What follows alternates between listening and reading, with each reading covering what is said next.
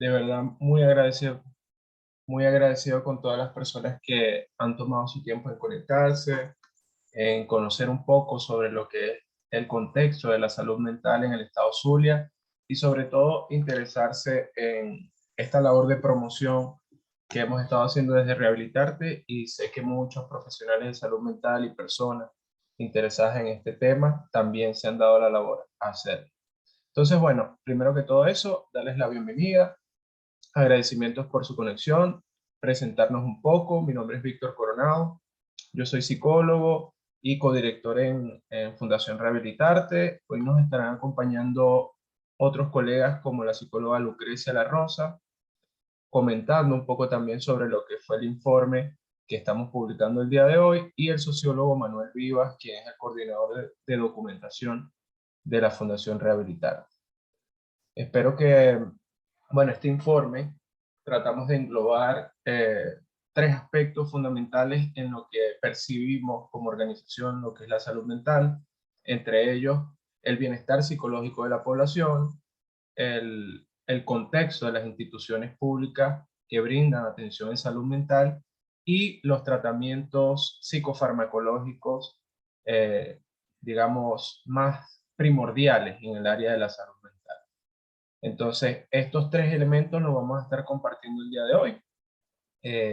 Sin embargo, bueno, en este momento les voy a introducir a nuestra compañera Lucrecia, quien dará los inicios y hablará un poco sobre el bienestar psicológico de la población en este momento y esos hallazgos que se ven plasmados en el informe.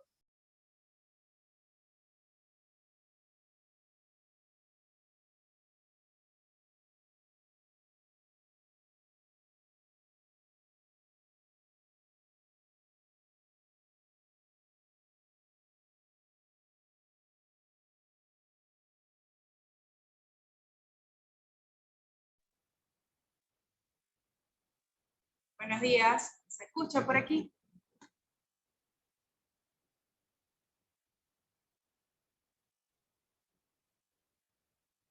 Víctor. Ok, perfecto.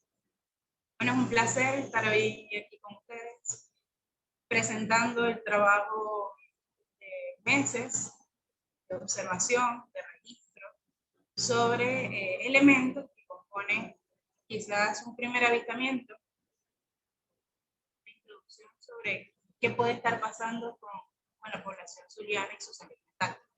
En un contexto de emergencia humanitaria compleja, que implica, como evaluamos en el informe anterior del año pasado, múltiples elementos que afectan la calidad de vida, no solo del zuliano, sino del venezolano en general. En función de esto, decidimos, y de los resultados encontrados en la encuesta anterior, decidimos abordar la variable bienestar psicológico desde las herramientas que tenemos como psicólogos, varios de nosotros. Decidimos hacer un análisis clínico integral sobre qué recursos psicológicos cuenta la población zuliana, y abriendo la encuesta, una aproximación venezolana en materia de salud para afrontar el día a día. Esto lo complementamos con indicadores de estrés, depresión y ansiedad. Yo creo que podemos ir pasando la lámina. Okay, aquí están los tres apartados que contiene el boletín, que ya comentaba Víctor. Continuamos con bienestar psicológico. Puedes pasarla, Jorge.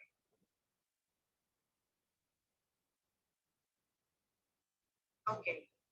Poco de lo que les venía comentando aparece en esta lámina sobre aquel propósito de investigación que nos planteamos, donde elegimos bienestar psicológico específicamente porque hace síntesis sobre aquellos elementos con los que cuenta el individuo para afrontar el día a día. Y estos elementos son intrínsecos, son personales, son recursos de funcionamiento y de autorrepresentación de sí mismo en el espacio en el que habita, que podemos definir, en este caso, el bienestar psicológico como aquella apreciación positiva que tiene la persona en relación a esas metas y proyectos de vida que se plantean y cómo responde a las demandas de la vida diaria.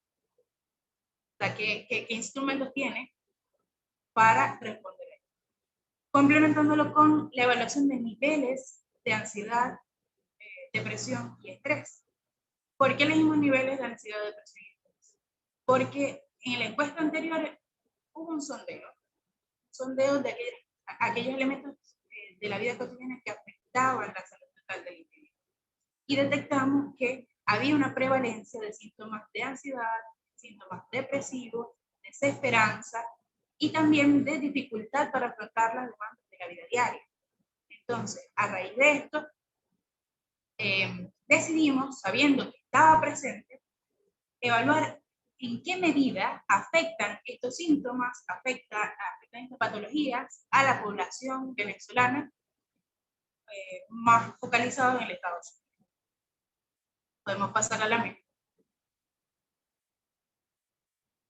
Ok, la forma de recolección de estos datos, de estrategia para recolección de estos datos, fue a través de encuestas compuestas por dos baterías. La primera batería, la escala PIEX-A, que evaluaba el bienestar psicológico, y la segunda batería, que nos ayudó a evaluar de manera separada síntomas de ansiedad, estrés y depresión, fue la escala DAS-21, que administramos vía Google Forms desde el 24 de marzo hasta el 4 de abril de este año. La encuesta al final fue llenada por 534 personas que respondieron estas dos escalas contenidas en un instrumento, cuyo estilo de respuesta era formato Likert. ¿A qué me refiero con formato Likert? Un formato donde vamos de mayor intensidad a menor intensidad de presentación del fenómeno que estamos viendo. Puedes pasarla a la mano.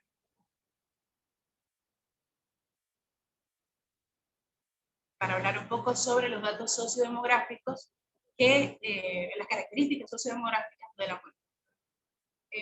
Nosotros, si bien el informe está focalizado en el estado Zulia, el año pasado nos dimos cuenta que no solo tiene alcance nuestra información en otros espacios del país, sino que también está la necesidad de reportar desde otros espacios cómo está la salud mental. Entonces dejamos abierta la encuesta para ver si había una mayor representación de otros conglomerados de Venezuela, de otros estados de Venezuela, en esta muestra que se propone evaluar salud mental. Entonces nos dimos cuenta que en este caso no hubo un aumento de la representación en otros estados más que de un 0,50%. El año pasado fue 97%.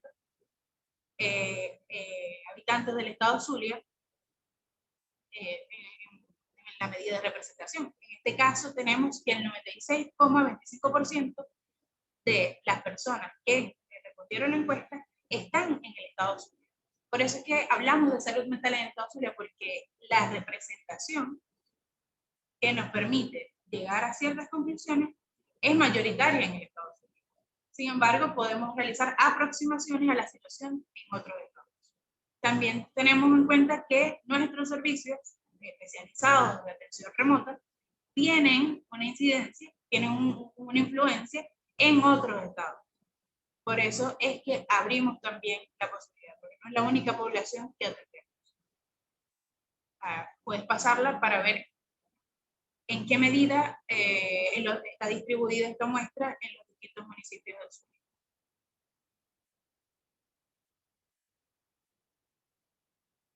Ok.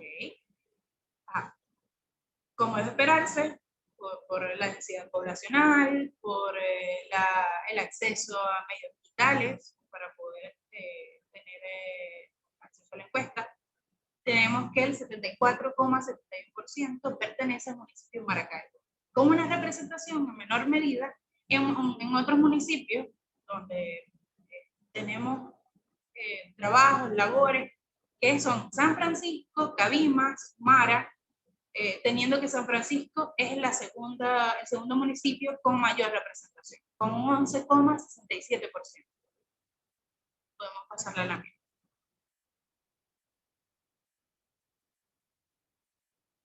Ok, en cuanto a la variable de género, al igual que en nuestra encuesta del año pasado, mayoritariamente respondieron la encuesta usuarios del sexo femenino, en un 78,65%. La novedad en este caso es que tenemos un margen de representación del género no binario que no estuvo presente, con un 0,78%. Mientras que encuestados del sexo masculino respondieron en un 20,82%.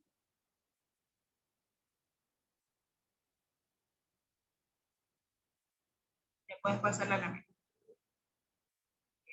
En cuanto a la edad, también tenemos una variación con respecto a la encuesta del año anterior, porque la mayor concentración de las respuestas en la encuesta estuvo entre los 18 y los 25 años con un 25,84% y entre los 26 y 33 años con un 17,98%.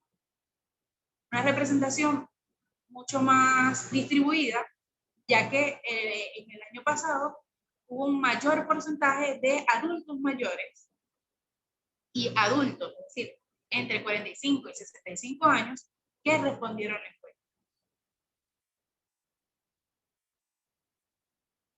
Ok, ahora concretamente a las áreas de bienestar psicológico. Como les dije antes, el bienestar psicológico se trata de una apreciación positiva que el individuo tiene sobre sí mismo en relación a aquellas metas que se proponen y las respuestas que da el entorno. Sin embargo, esto no es un indicador generalizado que podamos dar como determinante. Entonces, hay distintas áreas que componen ese bienestar psicológico, que son, en este caso, como la lámina que presentamos a continuación no, que está presentándose, la de aceptación y control, que tiene que ver con la conformidad consigo mismo, las herramientas que tiene para transformar este entorno en función de las necesidades que presenta. También tenemos la parte de autonomía y tenemos la parte de proyectos y vínculos sociales. Estas 4 áreas componen la escala de bienestar psicológico Pearson. Y bueno, a continuación tenemos los resultados en relación a la población zuliana como una tendencia, ya que se promedia el resultado de cada conjunto de ítems que, por ejemplo, asumen la validez de, ok, esto trata sobre aceptación y control. Entonces, en este resumen, existe un promedio de respuesta que representa el conglomerado de personas que tienen puntuaciones altas, es decir, manejan de manera efectiva esta área, tienen recursos en estas áreas, mientras que hay otro conglomerado que manifiesta respuestas bajas, es decir, tiene ciertas dificultades para manejarse en las áreas que estamos evaluando. Y bueno, en relación a, ya más concretamente, volviendo a los datos, en relación a la variable aceptación y control, a la dimensión aceptación y control, tenemos que la población zuliana, en una medida de puntuación alta, 73,03% de frecuencia de respuesta, está en capacidad de crear o manipular sus contextos.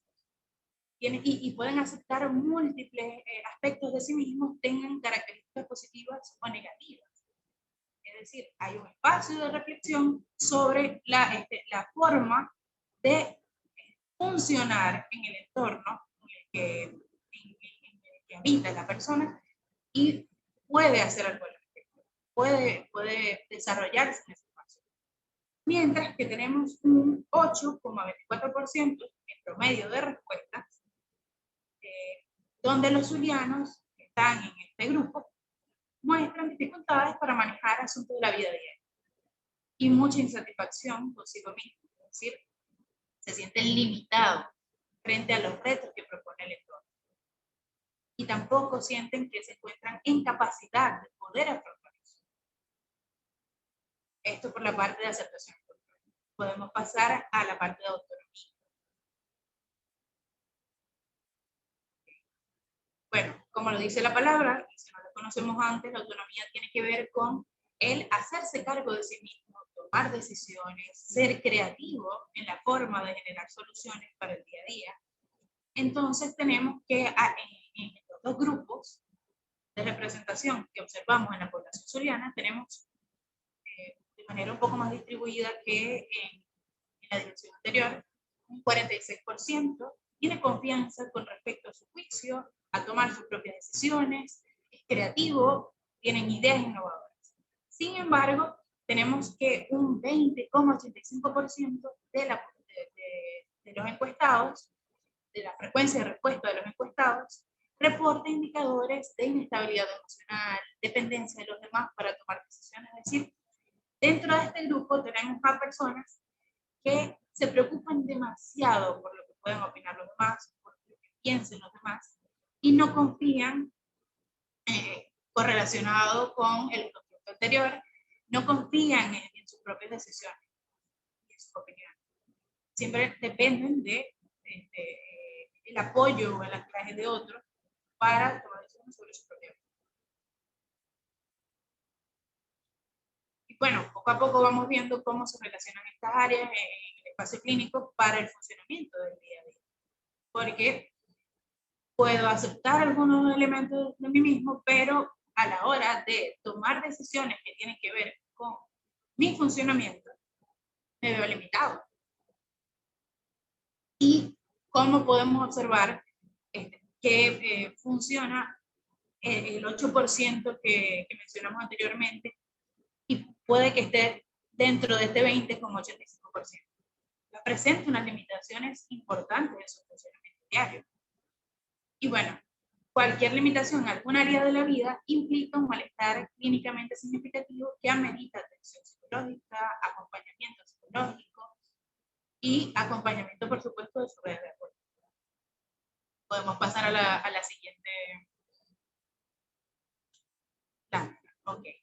En la dimensión de vínculos sociales tenemos aquellas habilidades para establecer, vale la redundancia, vínculos con otros seres humanos, y también aquella expresión de afecto.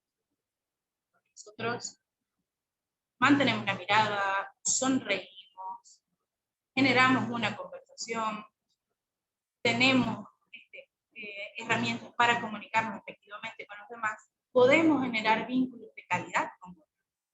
Sin embargo, muchas veces presentamos ciertas limitaciones para ello. Dentro del grupo que sí cuenta con patrones importantes de confianza y buen establecimiento de vínculos, tenemos a un promedio de 65,4% en promedio de respuesta. Mientras que en el grupo que presenta mayores dificultades para relacionarse con los demás, puede que tenga una tendencia al aislamiento o tenga dificultad para establecer compromisos, que son una buena base de los vínculos de calidad. Tenemos a un 8,24% que presenta dificultades en esta área. Entonces, bueno, sí, lo relacionamos también con lo que hemos venido comentando. Establecer redes de apoyo va a ser mucho más complejo para este 8,24% que tiene dificultad para establecer vínculos. Podemos pasar a la siguiente área. Ok, otro elemento importante que se considera en la evaluación del bienestar psicológico tiene que ver con el planteamiento de las metas y el desarrollo de un plan de vida, la percepción de un futuro y la visualización de sí mismo en un futuro. Entonces tenemos que en el área de proyectos hay un 69,29% en promedio de respuesta que cuenta con metas y proyectos, que puede plantearse un objetivo y visualizar las estrategias para llevarlo a cabo. Sin embargo, en un alarmante número, en promedio de respuesta, hay un 46,3% que cuenta con muchas dificultades para sentir que la vida tiene algún propósito, que hay una percepción del futuro, que tiene un planteamiento de metas muy precario y proyectos que si existen, no se concretan. Y bueno, esto va generando una serie de frustraciones que se traducen más adelante en no plantear su proyecto, no tener objetivos como tal, sino para utilizar una frase sencilla, abordar todo como vaya viniendo, vamos bien. el día a día. Y bueno, más adelante vamos a ver, ya con la otra escala, yo creo que podemos ir pasando, cómo hay otros síntomas que se relacionan con estas dificultades para afrontar la vida cotidiana. Que es, como ya comentaba anteriormente, la prevalencia de síntomas de depresión, ansiedad y estrés en población zuliana. Que, como comentaba antes, se relaciona mucho con el informe que desarrollamos, el sondeo que desarrollamos el año pasado. Observamos que había una prevalencia de un 50% en síntomas de desesperanza, de depresión. Había un 40% con dificultad para afrontar los retos, los debates de la vida diaria. Y bueno, síntomas que de manera cualitativa podemos ubicar dentro de los indicadores de estrés, depresión y ansiedad. En esta oportunidad, ya podemos pasar al siguiente lámina, evaluamos los niveles de presentación o de incidencia de estos síntomas en la población.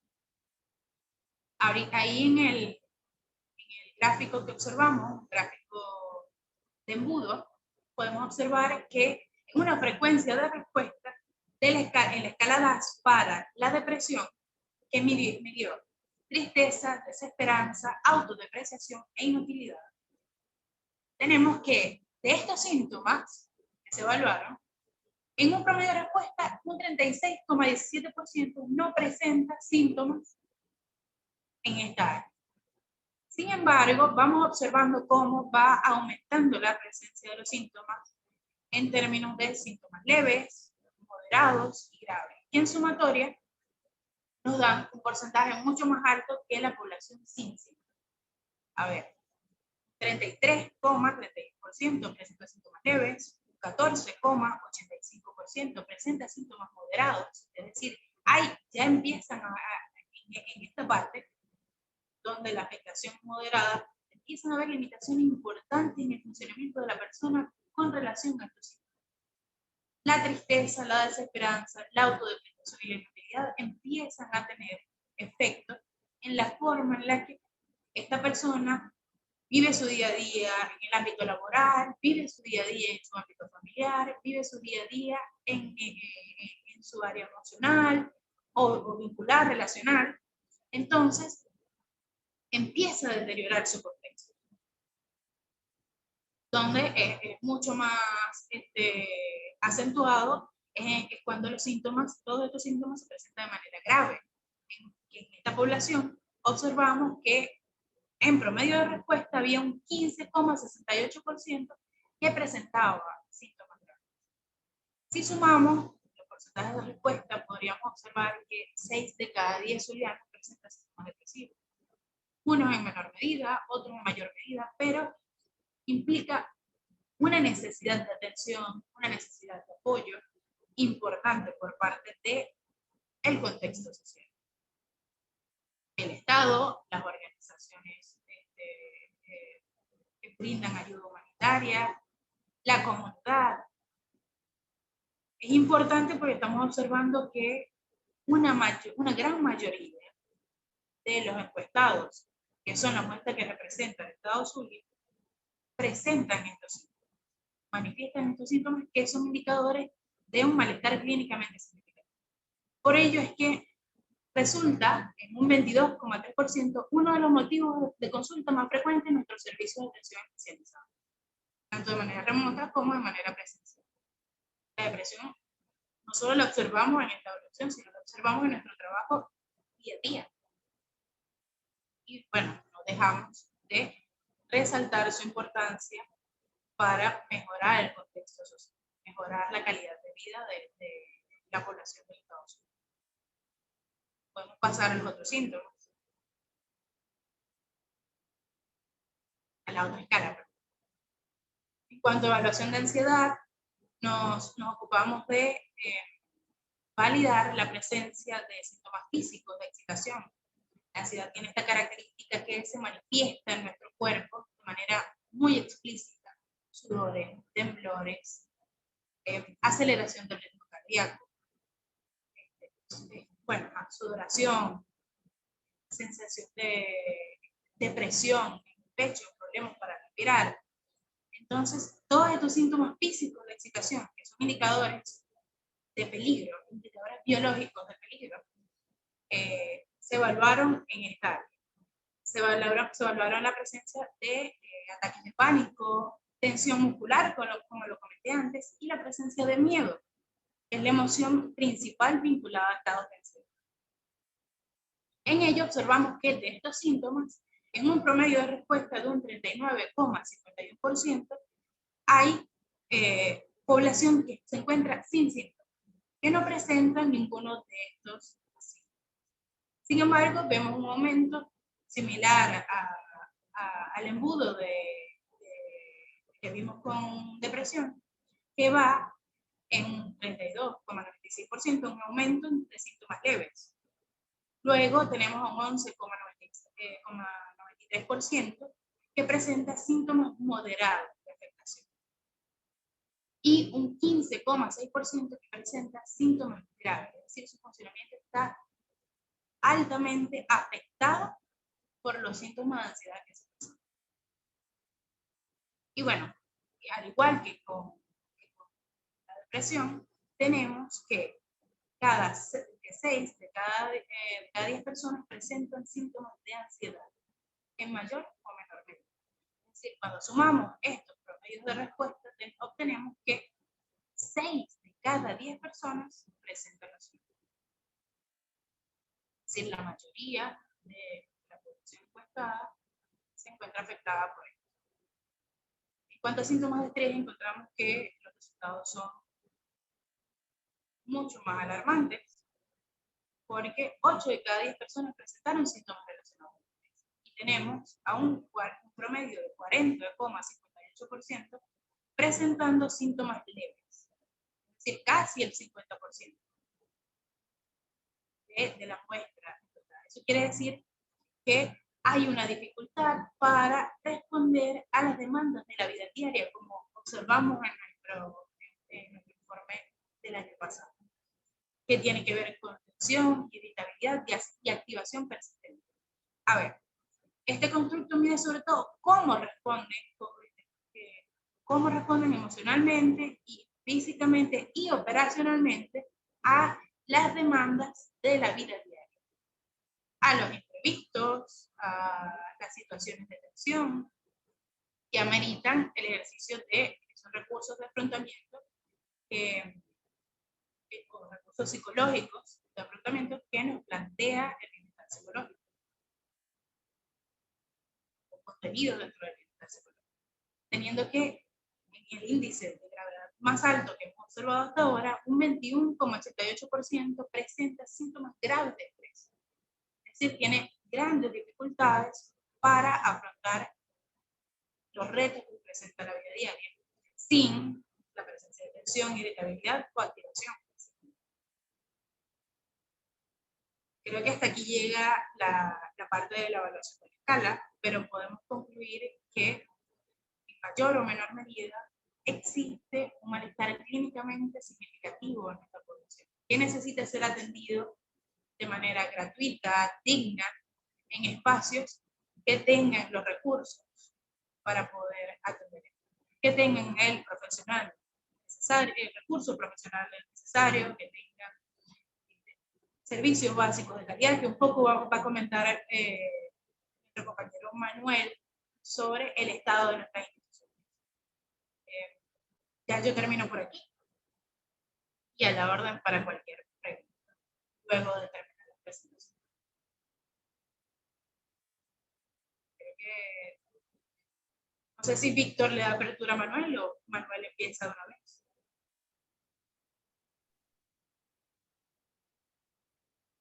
Bueno, a ver. Ahí está bien. Adelante, Manuel, adelante. Gracias, Víctor. Gracias, Lucrecia. Bueno, todos estos datos que nos ha brindado Lucrecia es lo que nos da contexto para hablar de un fragmento que siempre está dentro de este boletín, que se hace por tercer año consecutivo, para tener un contexto, aunque sea un poco de contexto, del acceso a los servicios de salud mental dentro de la salud pública, en este caso, dentro de la ciudad de Maracaibo, donde pudimos entrevistar aparte del personal de las unidades de atención en salud mental, y así tener este contexto, ¿no? De qué ha pasado con estos servicios y cómo están en el año 2022. La siguiente lámina, por favor, Jorge.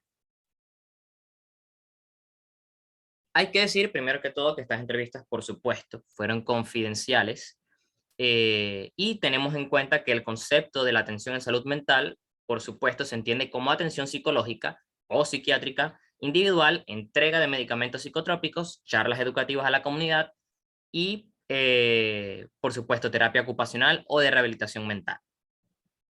La siguiente, por favor.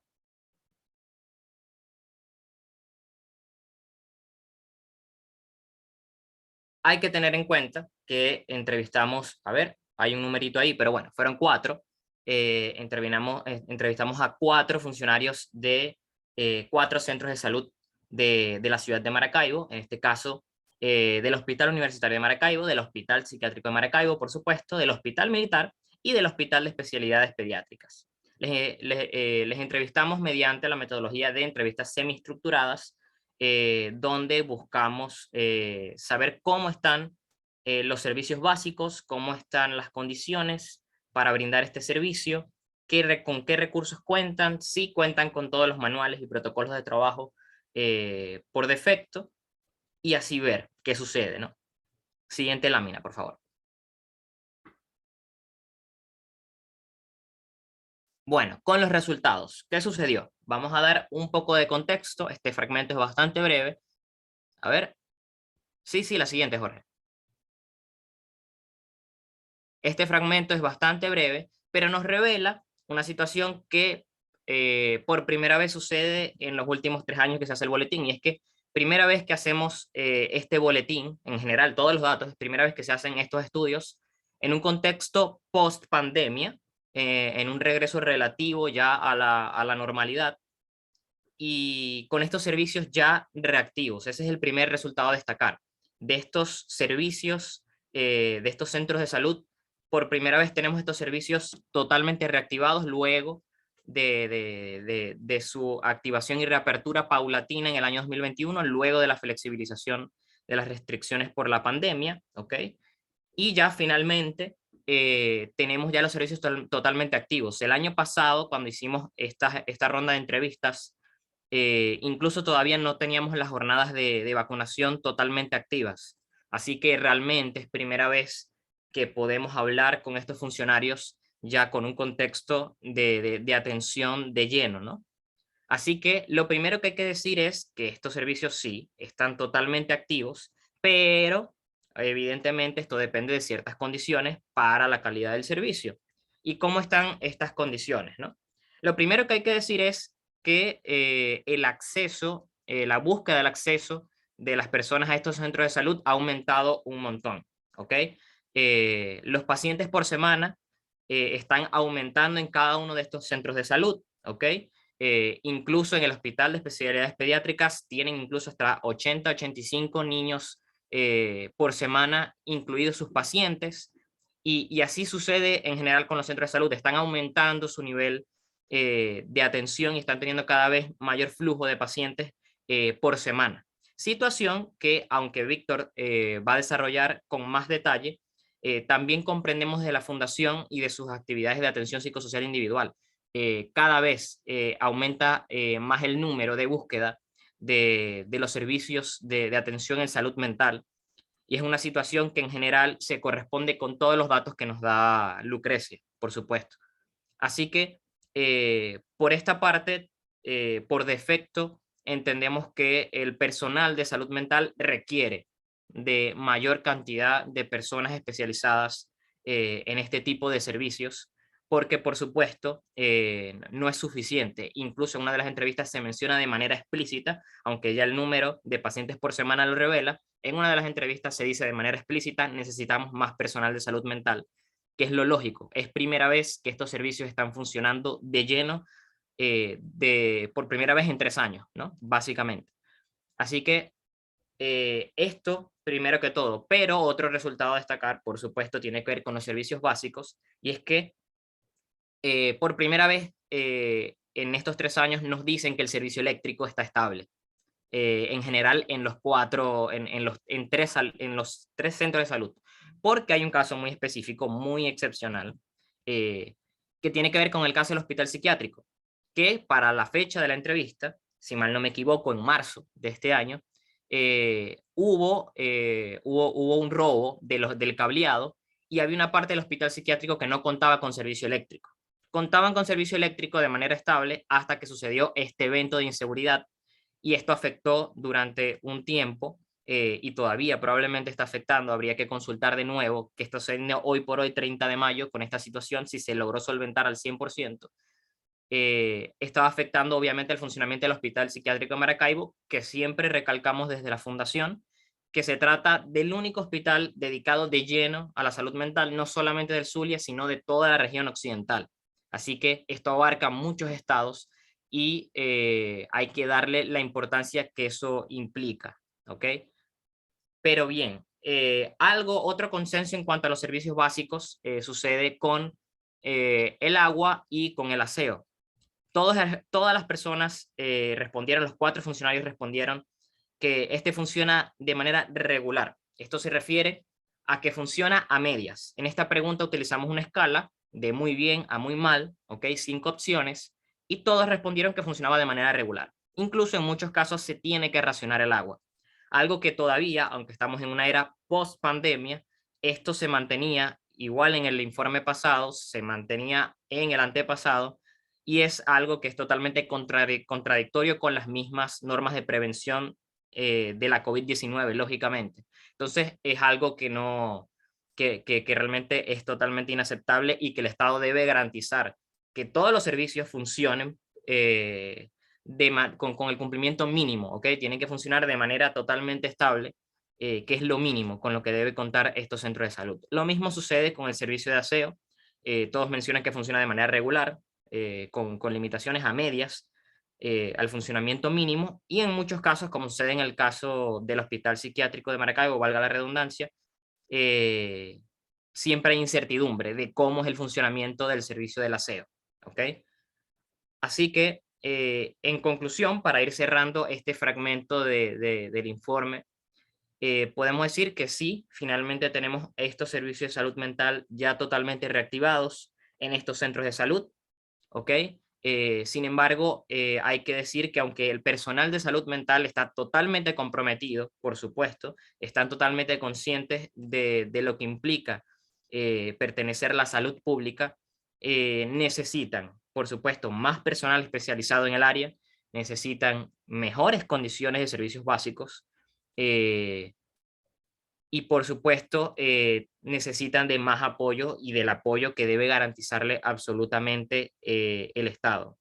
Desde la fundación, como le decimos, comprendemos la misma situación de tener un mayor ritmo de atención de pacientes por semana, y con esto puedo decir que Víctor les va a dar mayor detalle, mayor contexto de lo que les estoy mencionando aquí a lo último, y cómo se relaciona esto también con el aspecto de los psicofármacos, que hay que decir que en la mayoría de los casos, por no decir todos, en general todos, el caso de los psicofármacos en estos centros de salud es insuficiente, e incluso no tienen ni siquiera inventario. Así que con esto cierro, y Víctor les va a dar mayor detalle de qué sucede con el récipe.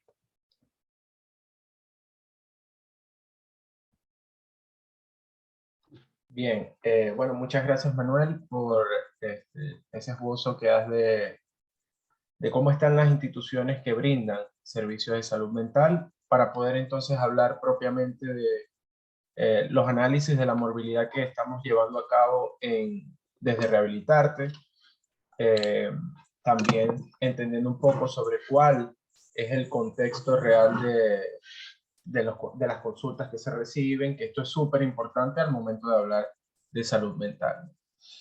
Bueno, como les dije al principio, mi nombre es Víctor Coronado, soy psicólogo y actualmente participo de lo que son la coordinación del servicio de atención especializado que llevamos en la organización. Este servicio, en un contexto del 2022, desde, digamos, un periodo de enero de 2022 a mayo, perdón, de 2022, hemos atendido 724 personas en este periodo durante lo que va del 2022, y algunos datos que nos parecen importantes destacar es que de este número de atenciones, un 13.6% están relacionados a urgencias de salud mental. En este servicio se presta la atención en psicología, psiquiatría y psicopedagogía, y a partir de allí pues hacemos este tipo de análisis. De este 13.6%, que representa un 98 casos atendidos de este total de 724, entonces está en esta categoría de urgencias donde podemos ver motivos de consulta como psicosis, crisis de pánico, insomnio, y también las situaciones relacionadas al suicidio, que representan un 43.3% de los casos atendidos. Es decir, 30 casos de los 98 que se atienden, entonces están relacionados a la problemática del suicidio. Cosa que también la destacamos porque lo cotejamos con lo que ha documentado el Observatorio Venezolano de Violencia, donde a través de un análisis de los casos reportados por suicidio, hay una tendencia al alza. Desde el 2020, el Observatorio Venezolano de Violencia había registrado en Venezuela un total de 306 casos. En el 2021, esta tendencia aumentó a 340 casos reportados. Entonces, esta tendencia sigue en el alza y es totalmente congruente que en la consulta que llevamos en Rehabilitarte, esto también esté presente. En el Zulia hay una tasa importante de 3.9 casos de suicidios reportados por cada 100.000 habitantes, cosa que es un dato que hay que tomar en cuenta en lo que son los servicios de atención en salud mental. También es importante decir que la principal causa que determina el Observatorio Venezolano de Violencia hacia, digamos, la motivación principal para consumar esos actos de suicidio tienen que ver con la depresión. Y como lo comentaba Lucrecia, en el estudio que hicimos sobre estos síntomas, la depresión es uno de los elementos destacados de los síntomas que presenta la población. También así se ve reflejado en las consultas que nosotros brindamos, donde el 22.3% de los casos atendidos en este servicio corresponden a casos con problemáticas asociadas a la depresión.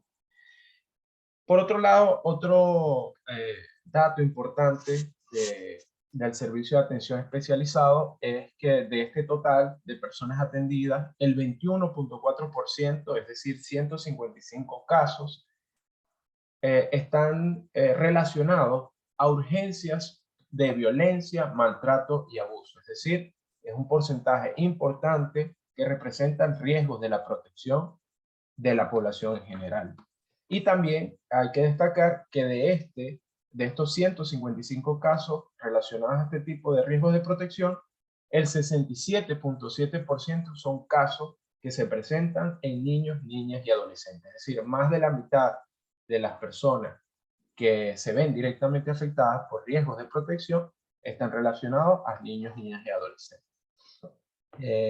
Si puedes pasar la lámina, Jorge. Entonces, bueno, dentro de estos riesgos de protección que vemos en la consulta, los que más predominan tienen que ver con la violencia intrafamiliar y el maltrato, que representa un 53.8% de los casos que menciono de riesgo de protección. También hay un 25% de violencia basada en género, un 12.5% de abuso sexual infantil y un 5% relacionado al acoso escolar. Entonces, estas son las principales, digamos, riesgos de protección que hemos determinado en la consulta especializada. También vemos que una de las dudas más frecuentes, uno de los motivos más frecuentes por los cuales los padres, madres y cuidadores asisten a una consulta en salud mental tienen que ver con situaciones relacionadas a la crianza, donde el 22.3% de personas que acudieron a este servicio iban motivados por situaciones relacionadas entre padres e hijos, límites deficientes de crianza, abandono parental, separación de los padres, cosa que es también un componente dentro de la salud mental que hay que abordarlo, no solamente en consulta, sino también de manera preventiva, y es también labor de las instituciones del Estado en la atención en salud mental, no solamente la atención directa, sino también estas campañas de prevención. Y aquí estamos determinando que hay una necesidad de la población importante relacionada a los temas de la crianza.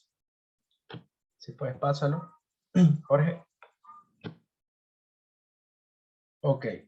Con respecto a los tratamientos y los psicofármacos que también forman parte de este informe y esta documentación que hemos hecho, en cuanto al récipe, es una iniciativa que surgió en agosto de 2020 de parte de la Fundación Rehabilitarte. Ha sido un estudio longitudinal donde de forma mensual recogemos los datos de la disponibilidad y costos de los psicofármacos. Actualmente monitoreamos, si puedes pasar, Jorge, por favor, monitoreamos 30 farmacias en el municipio de Maracaibo que están o que se ubican en 12 parroquias del municipio, entre ellos Juana de Ávila, Coquibacoa, Chiquinquirá, Cecilia Costa, Olegario Villalobos, Bolívar, Santa Lucía, Raúl Leoni, Carracciolo Parra Pérez, Antonio Borja Romero y Luis Hurtado Higuera. Son las parroquias en las cuales están distribuidas este monitoreo. Además, monitoreamos 80 medicamentos esenciales en el área de salud mental que están divididos en 9 grupos.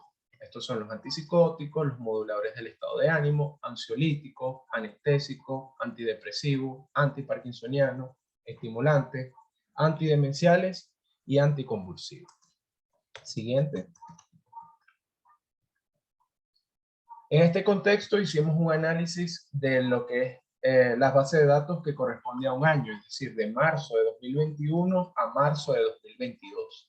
Entonces hemos documentado que hay un incremento en el valor de los precios con un margen del 435.09% en este periodo de un año.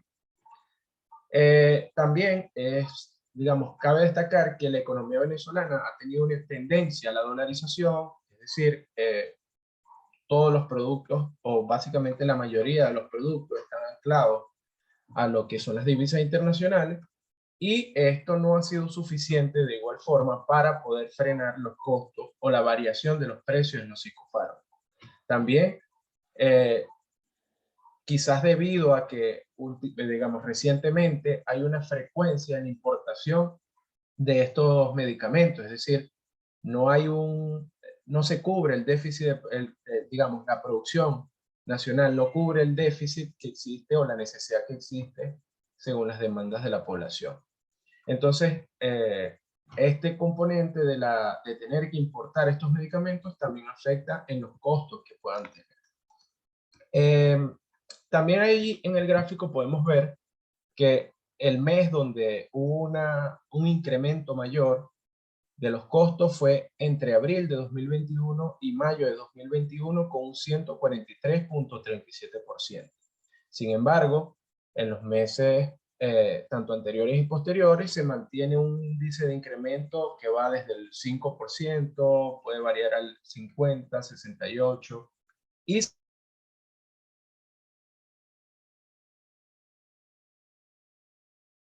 de los costos en el 5%.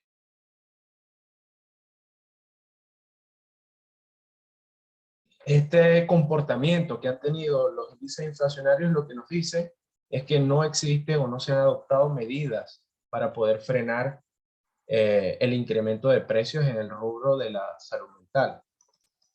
Siguiente.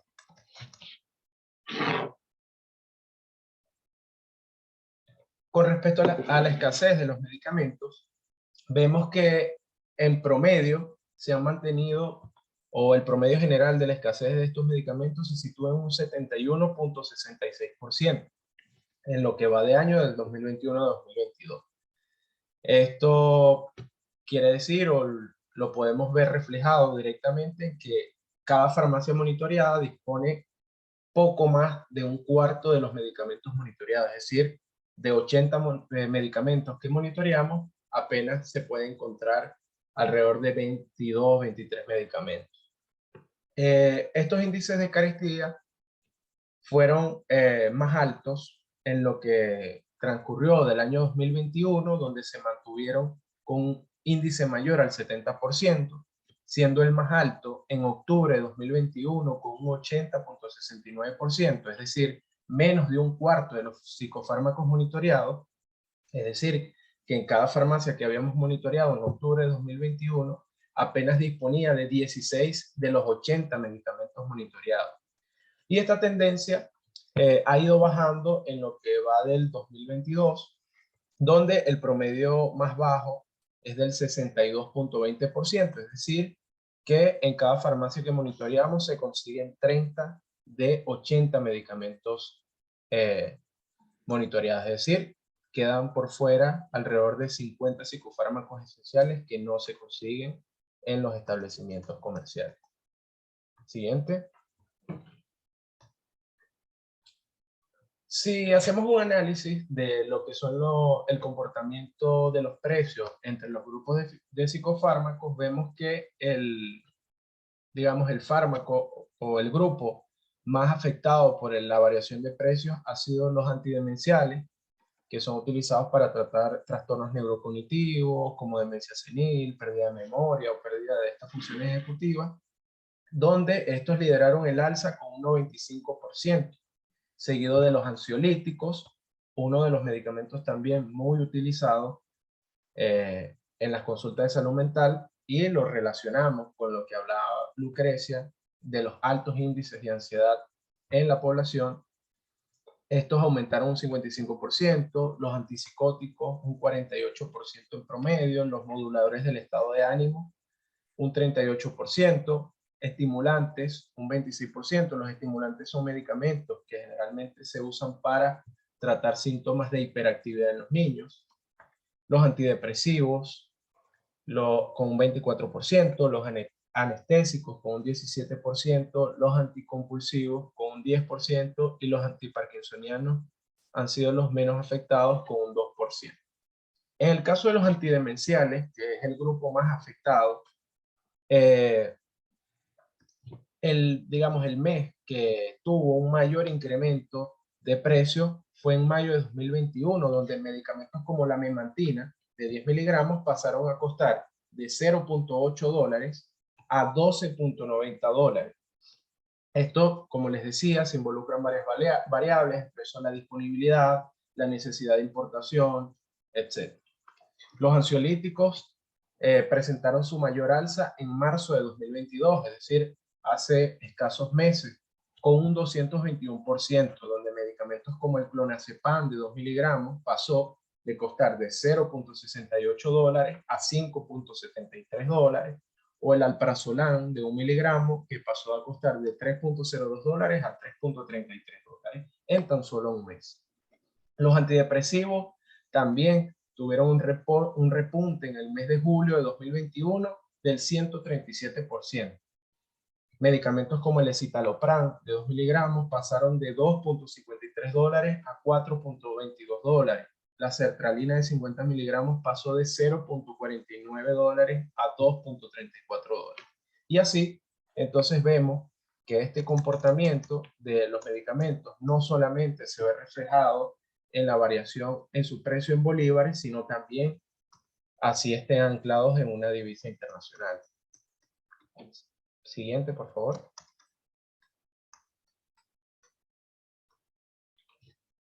En cuanto a la escasez de los grupos de medicamentos, primero tenemos que decir que entendiendo un poco ya estos datos, vemos que este derecho a la salud, a tener disponibilidad de tratamientos y de asistencia, se está viendo vulnerable.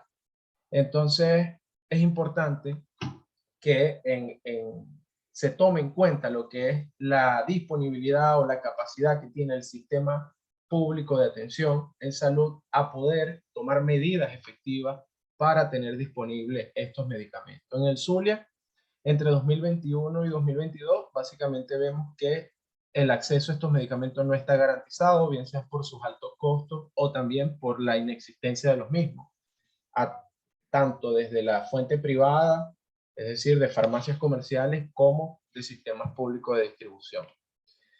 Bueno, entre este análisis que hicimos de marzo de 2021 a marzo de 2022, registramos que los medicamentos con un mayor índice de escasez fueron los estimulantes, con un 93.10%. Como lo hablaba, este tipo de medicamento es utilizado para tratar hiperactividad o diagnósticos como el TDAH en niños, niñas, adolescentes. Y esto lo que significa es que los estimulantes en las 30 farmacias que nosotros monitoreamos apenas se conseguían en 2 de ellas. El otro grupo de medicamentos que también se encuentra altamente escaso son los antiparkinsonianos con un 89.06%, seguido de los ansiolíticos, que también es uno de los grupos con mayor demanda y a su vez también con mayor escasez, los antidemenciales con un 70.13%, los antidepresivos con un 67.74%, antipsicóticos con un 65.86%, anestésicos 64.92% y así todos por encima del 55% de escasez.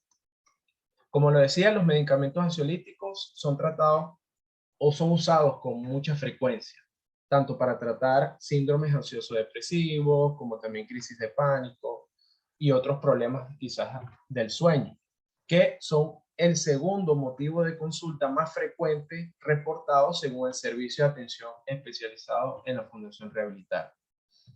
Entonces, bueno, con el índice de escasez más alto de los grupos de ansiolíticos, que fue en octubre de 2021 con un 85.50%, nos decía que tan solo conseguíamos los ansiolíticos en 4 de las 30 farmacias monitoreadas. Además, también fue una constante que el diazepam de 0,5 miligramos, de 1 miligramo, de 2 miligramos, el clorazepato y el midazolam, eran medicamentos que estaban o que estuvieron totalmente escasos durante todo el año.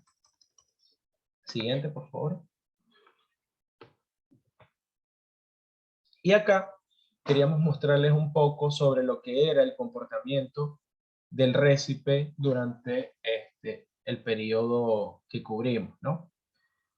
Tenemos algunos diagnósticos en la parte superior: TDAH, epilepsia, trastorno obsesivo compulsivo, y a través de digamos, de un tratamiento prototipo que se utiliza para tratar estos diagnósticos, tomando en cuenta que, de acuerdo al caso, esto puede variar, pueden incluirse otros medicamentos para complementar la atención a ese caso en específico, pero utilizando una fórmula prototipo, vemos que diagnósticos, por ejemplo, como el TDAH, empezamos a registrar en marzo de 2021 un costo del tratamiento completo de forma mensual de $61.88 y cerró, por ejemplo, en diciembre del mismo año en $109.69, una variación importante en su costo y en su accesibilidad. Otros trastornos como la epilepsia, que en marzo de 2021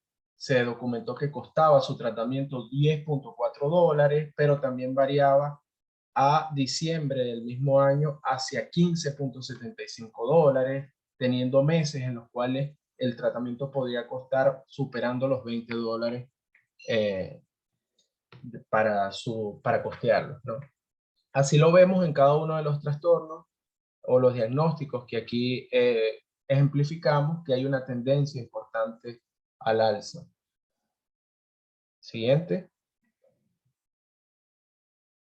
También cabe destacar que hay diagnósticos en los cuales algunos meses no pudimos hacer el cálculo completo de su tratamiento, ya que hay medicamentos esenciales para tratar ese diagnóstico y estaban totalmente escasos, lo cual, bien sea por sus altos costos o por no tener disponibles en ninguna de las farmacias monitoreadas, entonces no se garantizaba su acceso de alguna forma.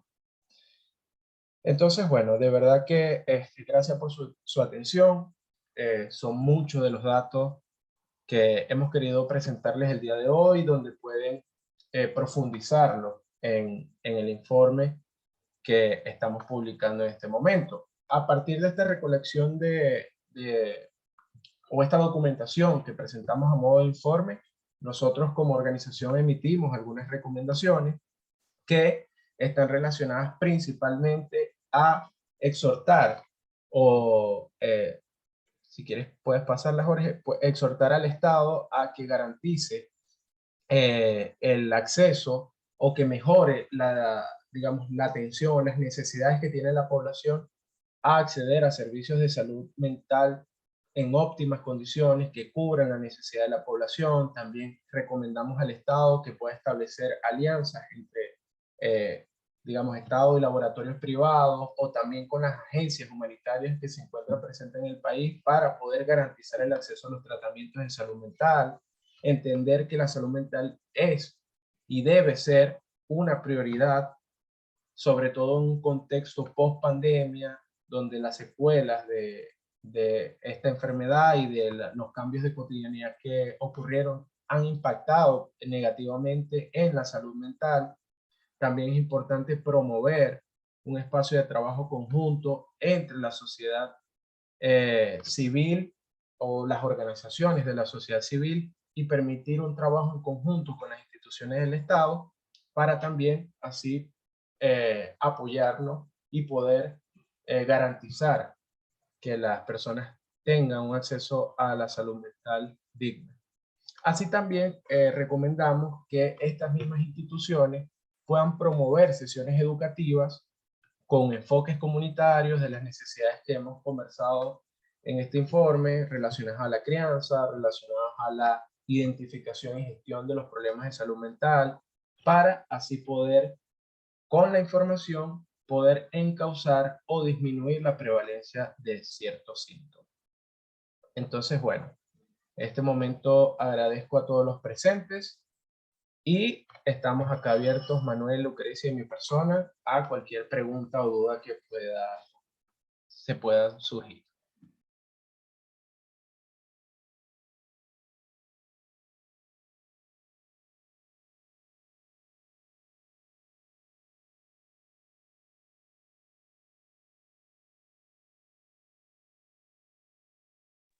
Cualquier duda que tengan o pregunta, pueden bien sea alzar la mano o colocarla en el chat que tenemos allí abierto.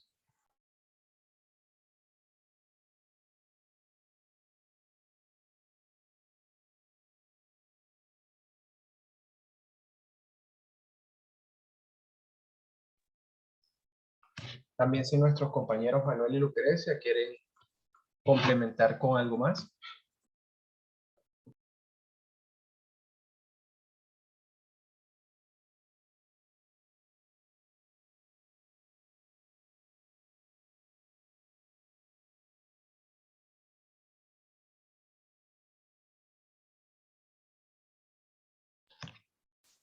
Por acá tenemos una pregunta.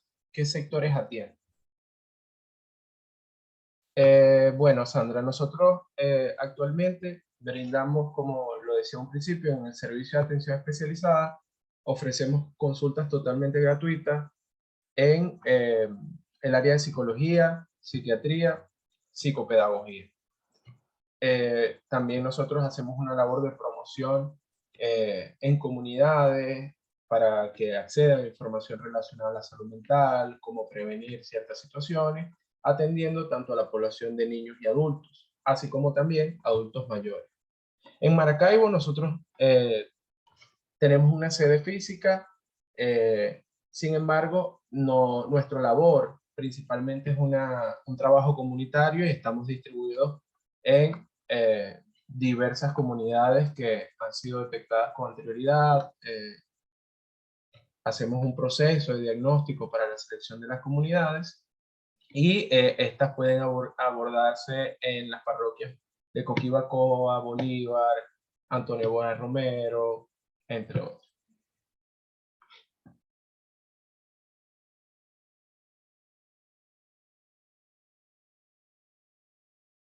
Carracciolo también tenemos algunas comunidades mapeadas también.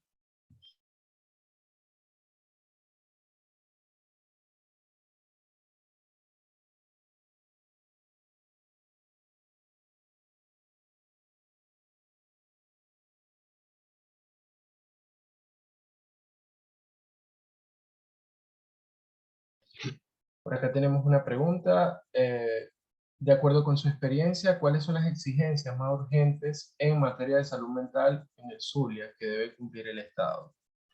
Bueno, por lo que hemos visto, principalmente es potenciar los servicios de salud mental con mayor profesionales en el área de salud mental, ya que los que están actualmente no dan abasto de las necesidades que se están suscitando, y también potenciar el acceso a los tratamientos psicofarmacológicos, que como vemos son bastante difíciles de conseguir o de costear incluso. Entonces creo que esas son las dos áreas que están como más urgentes. Y, por ejemplo, si hablamos de las sesiones de sensibilización o del trabajo comunitario, ya son cosas que pueden ser trabajadas en apoyo a las organizaciones de sociedad civil. Pero lo que respecta a las instituciones de salud pública, creo que hay un trabajo importante que potenciar allí.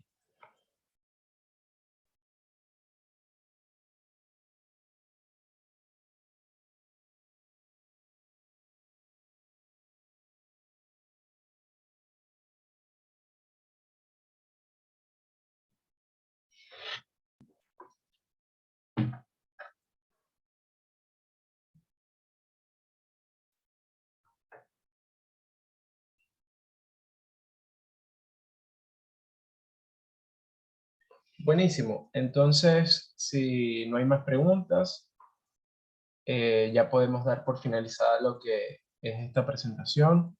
De nuevo, muchísimas gracias por conectarse, por estar presentes y por tomar este tiempo interesados en lo que es la salud mental en el Zulia. Agradecido de mi parte y de la organización. Y bueno, pueden seguir más detalles a través de nuestras redes sociales, @rehabilitarte en Instagram y Facebook, y a través de Twitter también, @rehabilitarte18. Por allí vamos a estar publicando datos y accesos a este informe y esta documentación que hemos realizado. Entonces, bueno, muchas gracias por conectarse y, bueno, estamos allí para servir.